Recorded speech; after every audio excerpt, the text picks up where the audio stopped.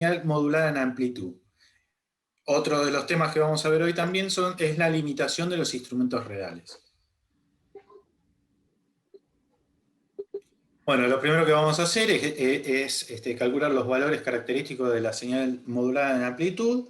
Vamos a ver cómo calcular prácticamente el índice de modulación y después vamos a ver la limitación de los instrumentos reales, qué significa el factor de cresta y el ancho de banda, que algo ya habíamos visto en la clase pasada.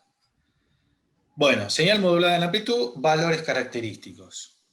Nosotros sabemos que la señal modulada en amplitud está conformada por dos señales, donde una de las señales es la portadora, que es la que tiene la frecuencia más alta, y la otra señal es la modulante, que tiene una frecuencia menor a la de la portadora.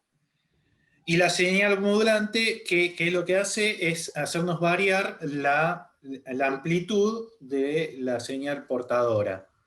Por eso es una señal modulada en amplitud. Bueno, acá tenemos la forma matemática de cada una de las señales, donde tenemos la portadora a una frecuencia omega p y la modulante a una frecuencia omega m, ¿sí? Donde la frecuencia de la portadora es mucho mayor que la frecuencia de la modulante. Bueno, acá tenemos la información, ¿sí? Tenemos la portadora, la que va a variar en amplitud según la información, según nuestra señal modulante, ¿sí? Y esa conformación nos va a terminar dando la señal modulada en amplitud. Salió lindo, ¿eh? Muy bonito, sí. Sí. Después tenemos, vamos a hacer el desarrollo de las ecuaciones, ¿sí?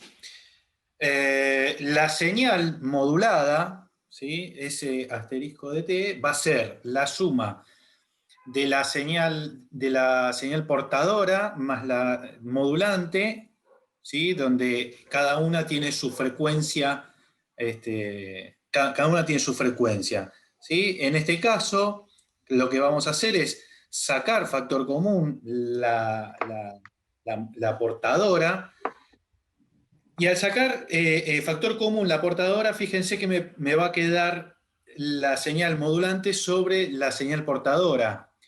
Esa relación la vamos a llamar el índice de modulación.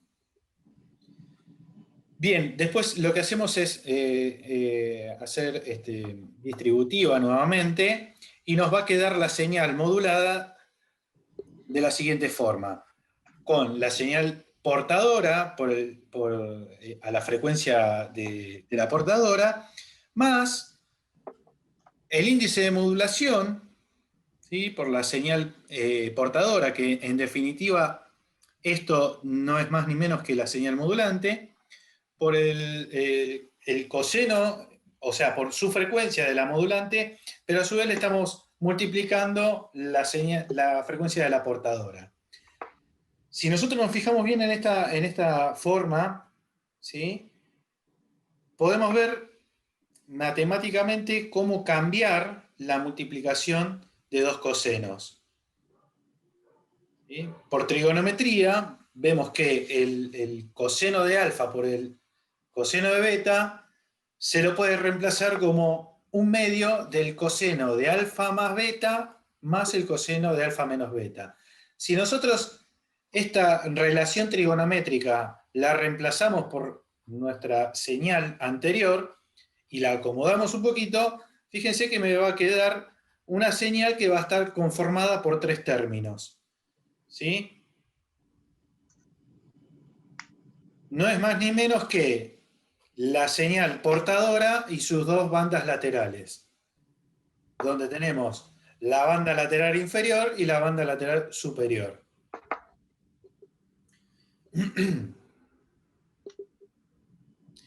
Bueno, entonces, ahora vamos a calcular los valores característicos. Sabemos que el valor máximo se obtiene cuando se hace máximo la portadora y máxima la modulante. Entonces yo sumo esos dos máximos y me va a dar el máximo de la señal. Y la ecuación del índice de modulación, sabíamos también que era la relación entre la señal modulante y la señal portadora, con lo cual podemos reemplazar a la señal modulante por el índice de modulación por la señal portadora. Así dejamos todo en función de la señal portadora. Y vemos cómo el valor máximo de la señal depende del índice de modulación. ¿Sí? Me queda 1 más m. Está dependiendo del índice de modulación. Después, ¿cómo calculamos el valor pico a pico? Y bueno, es el doble del valor máximo. ¿Sí? Y acá tenemos que la ecuación del S pico a pico. Por tercero, ¿cómo calculamos el valor eficaz? Bueno, sabemos que está compuesto por 3 términos, ¿sí? ¿Se acuerdan que habíamos dicho? La señal portadora más las 2 bandas laterales. Bueno, entonces calculamos la media geométrica, ¿sí? Del valor eficaz de cada componente. Entonces, nosotros teníamos el valor máximo de la portadora. Si lo dividimos por raíz de 2, me va a estar dando el valor eficaz, que es el valor eficaz al cuadrado. De la misma forma, para sus 2 bandas laterales. ¿Sí? Bueno, acá lo trabajamos un poco, no voy a entrar en la matemática, porque esta matemática es sencilla. Sacamos factor común, simplificamos las raíces cuadradas, y me va a terminar quedando como que el valor eficaz, ¿sí? Una vez que llego a este término y le paso este cuadrado como raíz cuadrada, me va a terminar quedando como el valor máximo de la portadora sobre raíz de 2, que no es más ni menos que el valor eficaz de la portadora, por la raíz cuadrada de 1 más el índice de modulación al cuadrado sobre 2. ¿Sí? Fíjense que acá, en este caso, cuando calculamos el valor eficaz, también me queda dependiendo del índice de modulación. Un comentario Sí. a hacer. Fíjense en esa ecuación que si el índice de modulación vale 0, ¿sí? Que no tiene modulación, el valor eficaz de la señal, ¿cuál sería? El valor eficaz de la portadora. La portadora. Claro, sí. Solamente. ¿Está claro? Si este valor se hace 0, o sea, que no está modulando, me termina quedando como que el valor eficaz de la portadora. La portadora, sí, sí. Ok. Y bueno, el valor medio de módulo no va a depender del índice de modulación. Si nosotros vamos a ver que depende pura y exclusivamente de la portadora. ¿Sí? Si el valor medio de módulo lo calculamos para un índice de modulación igual a 0, me va a quedar como el valor pico el valor máximo de la portadora sobre pi sobre 2, o sea, por 2 sobre pi. ¿Sí? Entonces, nosotros sabemos que el valor eficaz de la portadora, habíamos dicho que es el valor máximo de la portadora dividido raíz de 2, por lo tanto, el valor medio de módulo va a ser igual a 2 por raíz de 2 sobre pi por el valor de la portadora eficaz, ¿sí? Sin dependerme, ¿sí? En este caso el medio de módulo no me está dependiendo del índice de modulación. Una aclaración más. Sí. Todo esto es válido siempre y cuando no haya que el índice de modulación vaya entre 0 y 1. Porque si hay sobremodulación, todo esto no se cumple. El valor medio módulo tampoco sería este.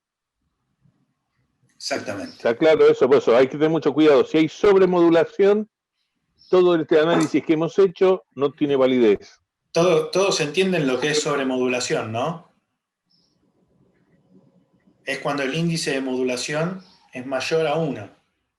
Que significa que la amplitud de la modulante es más grande que la de la portadora. Sí, ¿Sí? sí. Bien. Perfecto. Bueno, entonces ahora vamos a calcular el F alfa beta asterisco. O sea, yo tengo instrumentos que responden a un determinado valor característico, pero quiero hallar otro valor característico, ¿sí? El valor característico beta. En el primer caso, acuérdense, ¿sí? La fórmula o la expresión del factor de corrección F alfa beta asterisco era el S beta sobre el S alfa de la señal asterisco sobre el K de alfa de qué señal. De la senoidal. De la senoidal, muy bien. Entonces, si yo tengo un instrumento que responde al valor característico eficaz y quiero hallar el valor eficaz, ¿sí? De la señal asterisco, esto me va a dar el valor eficaz sobre el valor, esto me va a dar 1, ¿sí? Porque el K del eficaz, acuérdense que vale 1 para la señal senoidal. Bueno, fíjense, cuando yo tengo un instrumento que responde al valor característico medio de módulo y yo quiero hallar el valor característico eficaz. Recordemos que para la señal senoidal, ¿sí? El K medio de módulo es pi sobre 2 raíz de 2. Entonces, si yo quiero calcular el factor de corrección medio de módulo eficaz de la señal asterisco, voy a tener que hacer el valor eficaz, que es el S beta, sobre el S alfa, medio de módulo, de la señal asterisco, que en nuestro caso, ¿qué es? Una modulada, ¿sí? Entonces, sobre el K medio de módulo de la señal senoidal. Si reemplazo todos estos términos, acá tengo invertido, ¿no? el K medio de módulo, ¿sí? Acá tengo en la parte superior, tengo el valor eficaz de la señal modulada en amplitud y tenemos el valor del medio de módulo de la señal modulada en amplitud. Bueno, acá otra vez trabajamos matemáticamente simplificando lo que podemos simplificar y vemos que... Perdón, pero no sé si hay alguien que me está escribiendo. No, hay uno que está esperando entrar. Ahí va.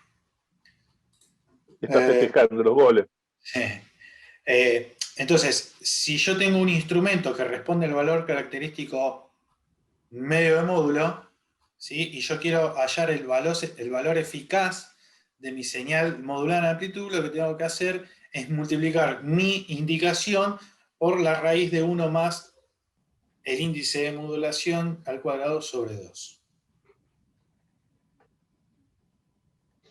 Bueno, ¿de qué forma podemos hallar el valor eficaz también? Pero ahora tengo otro instrumento. Este instrumento responde al valor característico máximo. ¿Sí? Bueno, hacemos el mismo análisis y vamos a llegar que para yo obtener el valor eficaz de mi señal modulada en amplitud con un instrumento que estoy midiéndola con un instrumento que responde al valor máximo, tengo que multiplicar mi indicación por esta expresión. ¿Sí? ¿Se entendió hasta acá? Sí. Perfecto. Ahora vamos a ver el método práctico de cómo obtener el índice de modulación. Bueno, acá tenemos, ¿no? La posibilidad de colocar 3 instrumentos que responden a distintos valores característicos. Al máximo, al medio de módulo y al eficaz.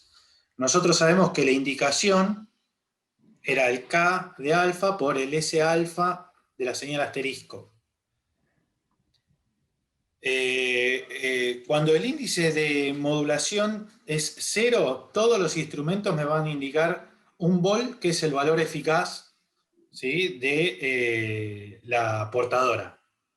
Eso está acá en el enunciado. No, porque está bien, el valor eficaz de la portadora era de un volt siempre.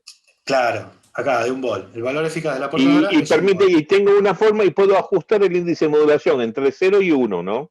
Claro. Puedo ir ajustando, puedo ir variando. Cuando lo tenemos en 0, Todos los instrumentos me van a indicar un volt. Me deben indicar un volt porque es el valor eficaz de la portadora, que es lo único que hay, ¿no? Exactamente.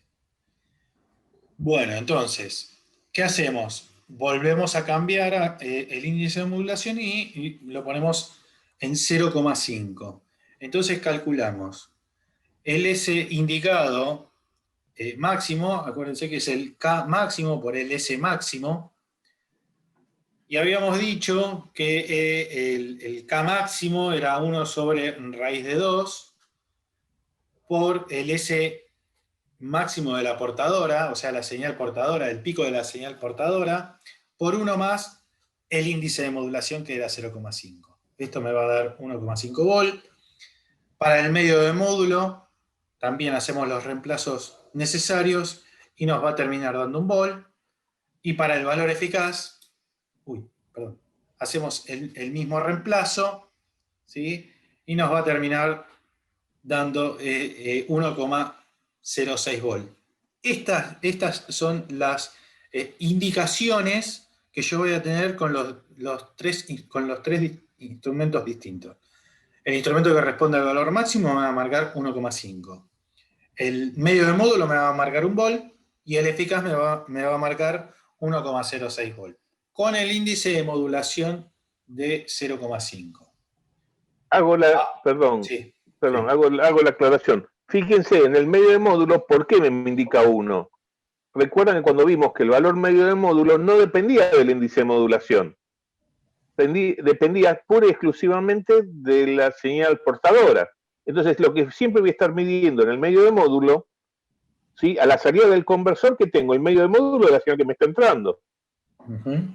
Y ese medio de módulo es el medio de módulo de la portadora, porque no depende del índice de modulación. Por lo tanto, siempre el instrumento medio de módulo me debería indicar lo mismo, que es el valor eficaz de la señal portadora. Y pues eso sigue indicando 1, ¿no? Perdón por la... No, está bien. Entonces ya tenemos, para 0, todos me indicaron 1. Para 0,5 tuve esta diferencia, el que me sigue indicando 1 es el medio de módulo. Ahora, hacemos para el índice de modulación igual a 1. Bueno, ahí vamos a tener la indicación del instrumento que responde al valor máximo, va a ser igual a 2. La indicación del instrumento que responde al valor medio de módulo volvió a ser un volt. Y acá hacemos esta aclaración. Con este instrumento se puede determinar si existe sobremodulación. Y acá tenemos el instrumento la indicación del instrumento que responde al valor eficaz me va a terminar dando 1,22 volt. Acuérdense que todo esto lo estamos haciendo para nosotros poder determinar el índice de modulación de manera práctica, ¿sí? Entonces, ahora vamos a tratar de calcular ese índice de modulación a partir de las indicaciones que fuimos obteniendo. Entonces, para el instrumento que responde al valor medio de módulo, ¿sí? Nosotros habíamos visto que era el valor eficaz de la portadora. Y para el instrumento que responde al valor máximo, también habíamos visto que era el valor eficaz de la portadora por 1 más el índice de modulación. Ahora, si dividimos esas dos expresiones, vamos a poder simplificar el valor eficaz de la portadora, ¿sí? Y nos va a quedar como que la relación de la indicación de un instrumento que responde al valor máximo sobre la indicación de un instrumento que responde al valor medio de módulo va a ser igual a 1 más el índice de modulación. Y de acá nosotros podemos despejar el índice de modulación y lo podemos calcular a través de las indicaciones. ¿Sí? ¿Se entendió? Sí, perfecto. Sí. Muy bien. Limitación de los instrumentos reales. El factor de cresta, acá vamos a ver un poquito con un ejemplo lo que habíamos dejado en la clase pasada, y el ancho de banda. ¿Bien? Bueno, las limitaciones que poseen los instrumentos reales son fundamentalmente dos. El factor de cresta, acuérdense que es la relación entre el valor máximo positivo y el valor eficaz de una señal. Vimos que para el pulso rectangular, que es el más crítico, ¿se acuerdan? Que el pulso rectangular es el más crítico, era igual a la raíz cuadrada de 1 sobre el ciclo de actividad menos 1.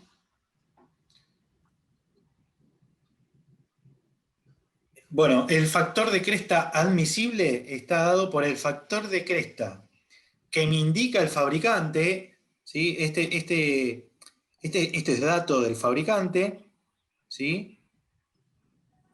La plena escala del instrumento, está definido a plena escala y es válido para cualquier indicación. Esta es la expresión de mi factor de cresta admisible. ¿Para qué quiere decir todo esto? Todo esto que estamos diciendo. Fíjense, supongamos que tenemos la señal roja, ¿no? La señal roja, a ver si puedo escribir. La señal roja es esta. ¿Sí? Esta señal roja nos está indicando un vol eficaz. La señal azul también me está indicando un vol eficaz, pero el factor de cresta es menor, ¿sí?, que el de la señal roja, por lo que no tendríamos ningún problema con el instrumento para medir, ¿sí? Ahora bien, la señal negra, que es esta de acá, ¿sí?, va a complicar la medida. ¿Por qué? Porque el factor de cresta es mayor, ¿sí?, que el de la señal roja, y depende del instrumento, el factor de cresta admisible, depende si me lo puede llegar a quemar o no, si estoy haciendo bien la medición o no, ¿sí? Perdón, Adrián, Sí. hago el comentario. Fíjense que las tres señales, la negra también, si yo la pudiera medir con un instrumento que tenga un factor de cresta muy amplio, también me indicaría un vol. Ahora, muy bien, supóngase, yo agarro el instrumento, el alcance son 3 vol. Mido un vol, pero capaz que el pico ahí es 500 vol o 1000 vol de valor máximo. Entonces, ¿qué pasa? Yo estoy aplicando 1000 vol a la entrada del instrumento. ¿Sí? El valor eficaz realmente es un vol. Y lo estoy midiendo en una escala de 3 vol. Quiere decir que quemo toda la etapa de instrumento, de entrada del instrumento, porque estoy aplicando de 1000 vol, ¿sí?, en una escala de 3 vol. ¿Se entiende el concepto? Sí, sí, sí, Sí, sí. sí, creo que lo había comentado en la clase pasada, el tema Exactamente, por eso. Y ahí está con las tres dibujos. Fíjese, los tres me indican un vol. ¿Sí? El valor eficaz es un vol, pero el tema es que la amplitud del valor máximo no es lo mismo. Claro. Ese es el tema. Estoy tratando de representar, estamos tratando de representar eso en el dibujo, ¿no? ¿Cómo sabe a simple vista que el factor de cresta, que es la señal negra, es mayor que ¿Por la amplitud? por la amplitud? Y vos fíjate que es Claro, más alto. claro, sí, sí, es mucho más alta que la otra. El valor máximo es mayor. Claro, Acordate que ¿qué era la ecuación de factor de cresta? Buscarlo para atrás, claro, es es el la valor máximo relación positivo entre, sobre el eficaz. claro, máximo sobre eficaz. Sí, sí, sí.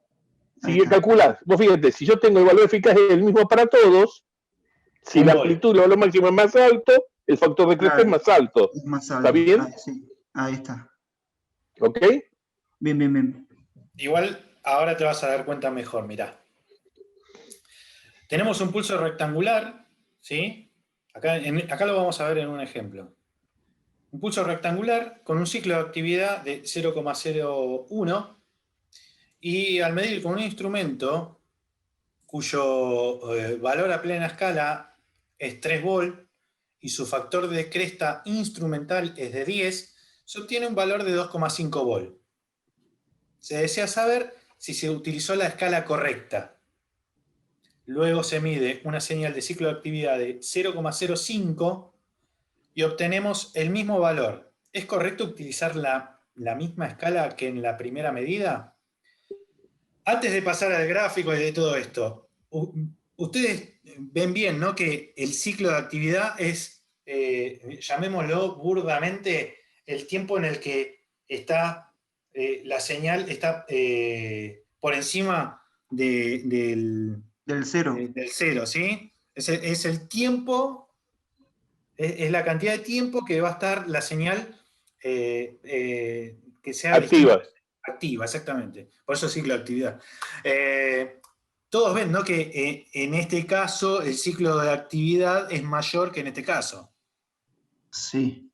Y ustedes, Recuerden que el ciclo de actividad es el tiempo de conducción respecto de T. Es la relación entre el tiempo que conduce Sí. sobre el periodo total, el periodo de repetición del pulso. exactamente. Y ¿Está claro? acuérdense Yo lo puedo otro tener, que... no sé, un pulso de 1 microsegundo y se repite cada segundo. ¿Está bien? ¿Está claro Sí, esto? Sí. Y de ahí Sí. se deriva el ciclo de actividad, ¿no? claro. Y acuérdense también que el pulso rectangular es el... Si yo quiero obtener... Acuérdense que la energía que circula a través del instrumento es el área bajo la curva, ¿sí? En este caso, el pulso rectangular, ¿sí?, es el área bajo ese rectángulo en el cual está activo. Ahora, si yo quiero que tenga la misma energía en menos tiempo, ¿qué tengo que hacer? Hacerlo crecer en la amplitud. ¿Sí? Claro. Sí. Bueno, entonces lo que va a pasar acá, en el segundo caso, cuando yo le estoy achicando a la mitad el ciclo de actividad, lo que tiene que crecer inefectiblemente es el máximo. ¿Sí? El valor máximo. Bueno, entonces fíjense, habíamos dicho que el factor de cresta era alrededor de 10, el del instrumento, ¿sí? Y que era... Adrián, es la señal esa, ¿eh? Ah, ok, perdón. El del instrumento... Es el calculado. Ese es el calculado para la señal. El calculado para Claro. las señales de 10, ¿sí? Y lo que nosotros tenemos que hacer ahora, perdón, volvemos para acá atrás, acá dice, y su factor de cresta instrumental es de 10 también, ¿sí? Entonces, Ese es para el reemplazar máximo que te admite el instrumento. el máximo que va a ir reemplazado acá en esta ecuación, para poder calcular el admisible. Y era la relación entre el valor a plena escala. Acá me confundo porque veníamos Sí, con la con portadora portadora eficaz. y eficaz. Este es el plena escala dividido la indicación. Habíamos visto que para el primer caso nosotros estábamos midiendo en la escala de 3 volt, ¿sí? Y nuestra indicación había sido de 2,5. ¿Sí? Entonces, el factor de cresta admisible es de 12. Y el Del factor de cresta instrumento. del instrumento. Y el El factor factor de de cresta cresta del instrumento. Y el factor de cresta de la señal es 10. Significa que está dentro de mi límite, o sea, de mi factor de cresta admisible. Estoy midiendo bien, ¿sí? Estoy midiendo en la escala correcta. ¿Se entiende esto? ¿Vamos bien hasta acá? Sí. Bien. Ahora, ¿qué pasa cuando yo cambio el ciclo de actividad? Y el ciclo de actividad es la mitad de lo que veníamos teniendo. Fíjense que ahora mi factor de cresta, el de la señal, es aproximadamente 14.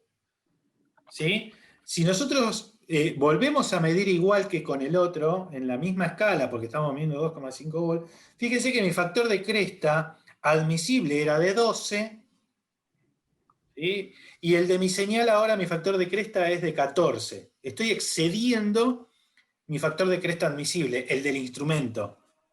¿Sí? En este caso yo tengo que cambiar la escala, porque de lo contrario voy a quemar el instrumento. ¿Se entendió? Sí, se entiende. Muy bien. ¿Se entiende por qué es lo importante del factor de cresta para los instrumentos reales? Bueno, empiezo con esto, pero queda un minuto, así que ya Sí, está por cortar. se está por cortar. Pero vamos a empezar con el ancho de banda. Nos referimos al instrumento de valor eficaz verdadero, el True RMS, y el análisis se realiza para la señal que posee el mayor contenido armónico, que es el pulso rectangular. ¿Sí? Nosotros necesitamos analizar todas las componentes, todos los armónicos para poder determinar el ancho de banda. Bueno, ahora se corta y seguimos. Es todo un desarrollo matemático. Sí, sí. Pero la seguimos ahora, nos conectamos de vuelta y Sí, seguimos. pero es decir, no lo desarrolles todo matemáticamente, eso que quede para ellos. Sí, simplemente Sí, lo marca la menciona que parte de son cada continua, cosa. y vamos a la parte final directamente. Sí, sí, sí. ¿Ok? Sí. El ancho de banda, bueno. Habíamos dicho, perdón, ¿sí? Que el mayor contenido armónico lo vamos a obtener con un pulso rectangular. Ahora vamos a acomodar este pulso rectangular para que sea una señal par, ¿sí? Para hacer el análisis. Si hacemos el desarrollo de Fourier, acuérdense que nosotros podemos expresar una señal, ¿sí? Con sus componentes de continua más todos sus coeficientes de Fourier. De esa forma nosotros conformamos la señal, ¿sí? En este caso, el término, ¿sí? Que representa a la continua no lo vamos a poner porque estamos trabajando con un instrumento electrónico. Acuérdense que los instrumentos electrónicos rechazan las componentes de continua, con lo cual los A0 no los vamos a calcular, ¿sí? F0 es la frecuencia con la cual se van a repetir los pulsos. Y bueno, tenemos los términos, los coeficientes de Fourier, los términos B, ¿sí? Los NM, ¿sí? Y que por ser una función par, acá les dejamos todo el desarrollo, vamos a llegar a que es 2 veces el valor pico a pico sobre n omega t en el periodo t por 2 por el seno de n omega 0 tau sobre 2. ¿Sí? Esto es por ser una señal par. O sea, nosotros podemos resolver esto de acá de esta forma por ser una señal par.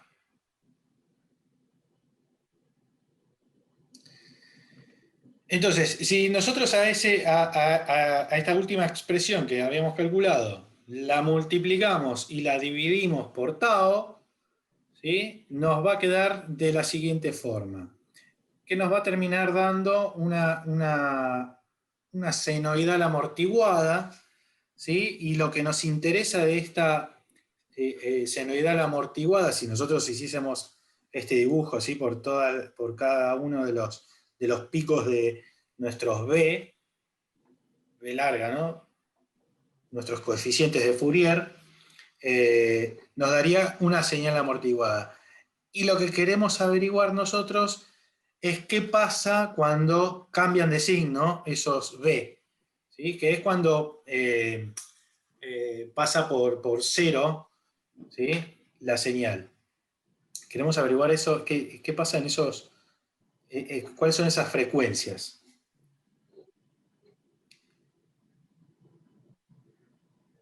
Donde los lóbulos se hacen cero. Bien.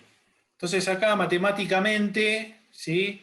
Fíjense que el n por omega 0 por tau sobre 2 es igual a un número k, que el k puede variar números naturales, el 1, el 2, el 3, etcétera, por pi. Bueno, reemplazando el omega por el 2 pi f, trabajando matemáticamente nuevamente, vamos a llegar a que NF0 es igual a F. NF0 son todas las frecuencias que definen los lóbulos.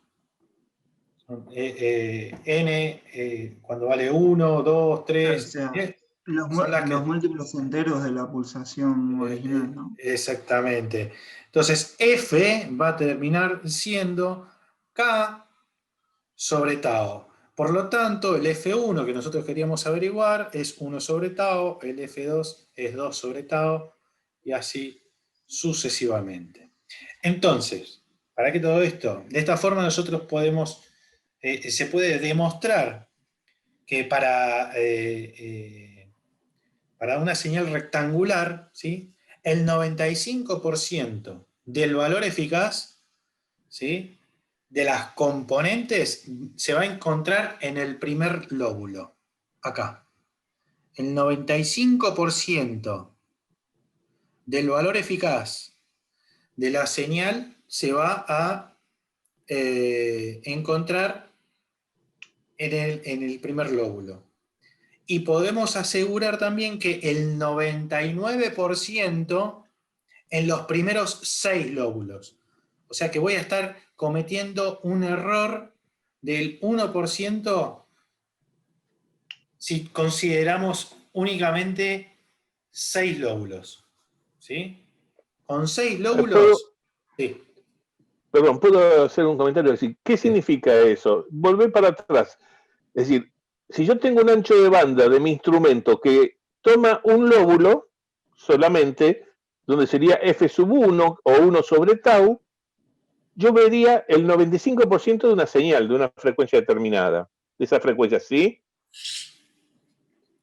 Si yo tomo 6 lóbulos, si mi ancho de banda contiene los 6 lóbulos, ¿sí?, de esa misma señal, voy a obtener una indicación con un error menor al 1%. ¿Se comprende eso, no? Sí, Eso es lo que estamos queriendo decir, nada más que eso. ¿Sí? Y si yo tengo un instrumento que mide que el primer lóbulo es más ancho, si el F1 es mayor que la frecuencia del ancho de banda de mi instrumento, y el error que puedo cometer es desconocido. Sé que es mayor al 5%. ¿Está claro eso? ¿Cómo dijo, profe?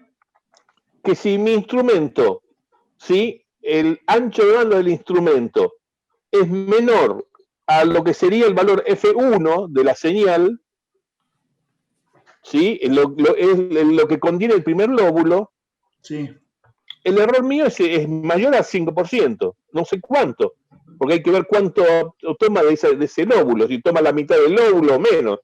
Y así que el error sería grandísimo. ¿Está bien? Se ve, sí, sí, sí, sí. ¿Está claro eso? Ese es el concepto, ¿no? Entonces yo tengo que tratar de que el ancho de banda de mi instrumento contenga, ante una señal de una frecuencia determinada, la mayor cantidad de lóbulos posibles. ¿Y cómo lo determino? Bueno, analizo el tau de la señal, y bueno, cuando yo tenga 6 sobre tau, ese sería ¿sí?, es del valor de la señal, mi instrumento tiene que tener un ancho de banda que sea al menos ese valor, para que contenga o pueda medir todas las componentes, esas BN máximo, ¿sí?, que están contenidas en los 6 lóbulos. ¿Se entiende el concepto? Volví a la última diapositiva, Adri. Ahí. Si mi instrumento, ¿sí?, tiene un ancho de banda en el cual me hace entrar el 95%, o sea, que en el primer lóbulo, ¿sí?, el ancho de banda de ese instrumento hace que la señal que yo voy a medir entre en el primer lóbulo, voy a estar cometiendo un error del 5%. Ahora, si mi instrumento tiene un ancho de banda que pueda llegar a hacer entrar 6 lóbulos, ¿sí?, lo que voy a estar cometiendo es un error del 1%.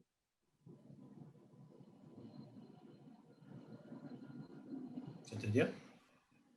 Sí, sí, sí, sí, perfecto, profe. Sí, Muy profe. bien. Muy bien. Bueno, les dejamos 2 problemas, ¿sí?, para que puedan resolver. estos dos problemas. Y ahora estamos atentos a las preguntas. Una pregunta, si el ancho de banda es menor al primer lóbulo, yo sé que no puedo calcular el error, pero tendría que tener alguna aproximación, ¿o no? ¿Se puede Es calcular mayor de al alguna manera? 5%. Es mayor al Pero, 5%. ¿Pero solo queda en que es mayor al 5% o se puede calcular? No, no, No, lo bueno, podés hay calcular. herramientas de cálculo, pero de golpe no tiene mucho sentido realizar las medidas. Esto trabaja de manera diferente. Si vos tenés que medir un pulso rectangular y conocés la frecuencia del pulso rectangular, lo que tenés que ver es si con el instrumento que lo vas a medir, qué ancho de banda tiene. Vos Claro. con este dato tenés que buscar un instrumento que tenga un ancho de banda tal que te permita medir con el menor error posible. Exactamente. Es un tema que tiene que ver con el ancho de banda del instrumento. La elección del instrumento correcto. Exactamente. Exactamente. No es al revés. A no arranca, se tiene un instrumento determinado, a ver qué se puede medir. Hay que buscar el instrumento. Claro, Hay que buscar el hay que buscar el instrumento. instrumento. Exactamente. Ok, gracias. No, de nada. ¿Alguien más? Que calculo que con un osciloscopio ya todo este problema se elimina. Porque... No, Depende. no, tenés Depende. el mismo problema. Claro. Ah, claro. Si Depende vos del de- osciloscopio, claro. Es más, vos cuando vas a comprar un osciloscopio lo comprás con una de las características que vas a estar pagando es el ancho de banda del El osciloscopio. ancho de banda, justamente, sí. Sí. De hecho, la selección la vas a hacer por ese lado. Vas a decir, bueno, Sí. ¿qué tipo de señales comúnmente mido? Y bueno, entonces, ¿qué ancho de banda necesito? Y sobre esa base vas a ir a comprar un osciloscopio. Claro. Lo mismo Esto pasaría se con un pide, dame un instrumento. osciloscopio de tanto ancho de banda. Claro, ¿Cómo? es lo que te lo define. De hecho, si uno va a comprar un osciloscopio, se pide, o mostrame un osciloscopio de tal Sí, ancho de señor. banda. No, y además Claro, te sí. lo van a cobrar. O sea, cuanto más ancho de banda, más caro es el osciloscopio. Sí, La verdad que desconozco, no llegué a ese Sí, punto. sí. Nosotros lo aseguramos nosotros. Sí, te lo aseguro que sale más caro. Te lo podemos asegurar nosotros. Porque, escúchame, la amplitud es siempre la misma. Ujú. ¿Sí? Lo que va a ir incrementando es base de tiempo. Pero ya cuando lo vean, y lo que poder tomar una muestra de una señal de menor tiempo, ¿sí? Es lo que vos le estás dando, es mayor ancho de banda. Fíjense entonces que la discusión de esta noche, de la clase de esta noche, versó sobre dos problemas importantes que definen la selección del instrumento. El factor de cresta, que antes ustedes era un dato que lo pasaban por alto, y la segunda es el ancho de banda. Son las dos limitaciones más importantes para la selección de un instrumento. Exactamente. Y después tienen el color del instrumento, El y tamaño demás del cosas, ¿no? display. El Eso, peso. sí, el tamaño del display, si es grandote, si es chiquito, ¿m? Si tiene el antichoque para que si se les cae y demás cosas. Qué lindo solo preocuparse por el ancho de banda y no por el precio, ¿no? Sería lo Bueno. ideal. Digo, bueno. A ver, es decir, hay que tener en cuenta que es directamente proporcional factor de cresta y ancho de banda al precio. Exactamente. No inversa, es directamente proporcional.